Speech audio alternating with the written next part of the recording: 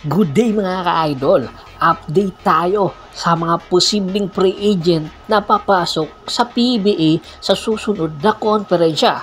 Ayon nga sa isang report ng Tiebreaker Times, dalawa sa mga possible na player ng Japan B-League ngayon na sina Eiji Edo at Matthew Wright ay papasukin ang free agent market. Ibig sabihin ay malaya itong makapaghanap ng kanilang kupunan sa Japan na pupwede ng paglaruan.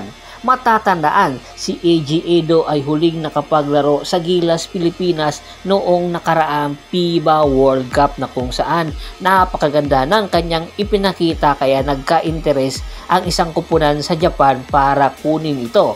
At ito nga ay ang Toyama Grouses na kung saan ay 14 na games lang ito naglaro dahil nagkaroon ito ng injury. At nag-a-average ito noong naglalaro pa ito ng 13.1 points per game, 8.9 rebounds. Ito yung kauna-unahan niyang professional na laro sa Japan. At hopefully, marami ang nagsasabi dahil nga tinitingnan pa ni Eiji Edo ang kanyang free agent market kung maganda ba ang offer, ay malaki ang posibilidad kung hindi niya magugustuhan ang mga offer sa kanya ay baka posibleng itong mag-enter sa paparating na July PBA Annual Draft. Ibig sabihin kung sakasakali nga pumasok ito sa PBA Annual Rookie Draft, tinitingnan ang posibilidad na makukuha nga ito sa first round. At hangad nga ng isang report na makuha ito ng Magnolia Pambansang Manok Templados, which is nangangailangan nga ngayon ng isang legitimate big man na po pwedeng i-partner kay Ian Sangalang.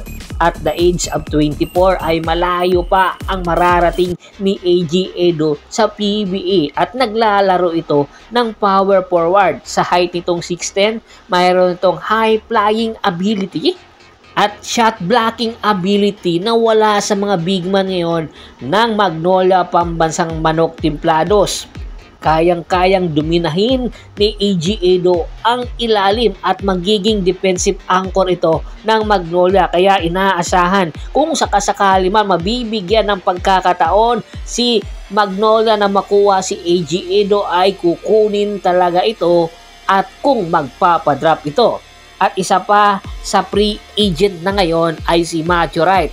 Noong 2022 tuluyan ngang nilisan ni Matthew Wright ang PBA at ang Phoenix Fuel Masters at naglaro ito, pumirma ito ng kontrata ng 2 years deal sa Kyoto Hanaris at nag-a-average ito ng 13.3 per game or 13.3 points per game, 3.2 rebounds.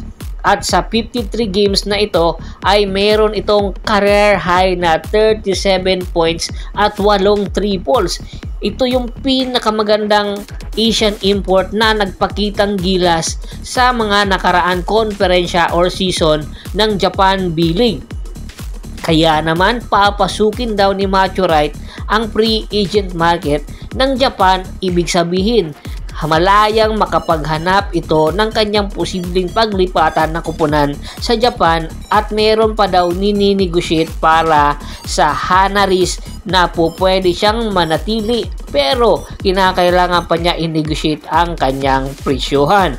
Pero kung hindi naman magkakasundo ay malaya itong makakabalik sa Pilipinas at sa PBA na kung saan kamakailan nga nakita itong nanunood ng PBA games. Namimiss daw ni Matthew Wright ang maglaro sa PBA. Hangad ngayon ng mga fans ng Barangay Ginebra San Miguel kung sakasakali mang magbalik ito sa PBA ay kayang-kaya na itong pakawalan ng Phoenix Fuel Masters dahil nagkakaedad na rin si Matthew Wright at the age of 33.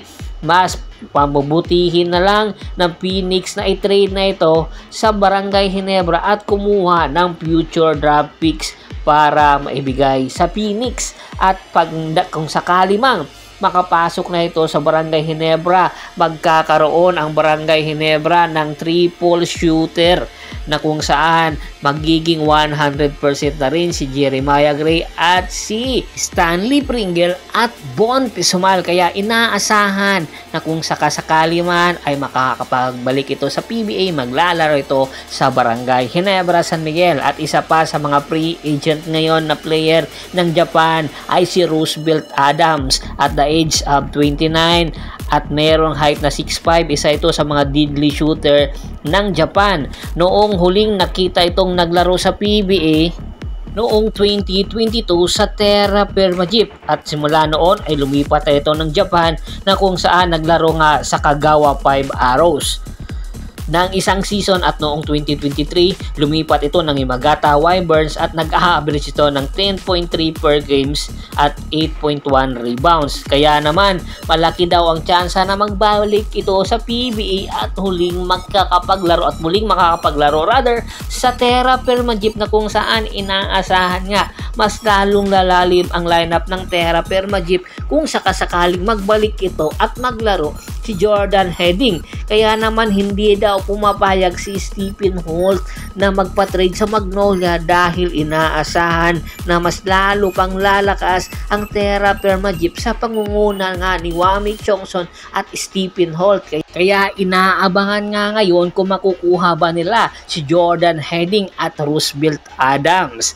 Abangan natin yan. Ano sa tingin nyo? Bago pa mo natin tapusin ang ating kwentuhan, shout out muna tayo sa ating mga solid na followers na laging sumusuporta sa atin. Kay Kagawad Katsakino Dukusin ng Hagonoy, Bulacan, Ricky Lanza ng Ricky Rider TV ng Tansa, Cavite, Rocky Beloa ng Zamboanga, Sibugay, at si Mr. Yornel Belches. Marami pong salamat sa walang sawa nyong pagsuporta. Pakibisita na rin po ng Facebook fanpage ko, pakilike, pakipollow, pakishare. Ganun din po sa YouTube channel ko at sa TikTok channel ko na Percival Monteron Sports Channel. Hanggang sa muling kwentuhan, maraming salamat po.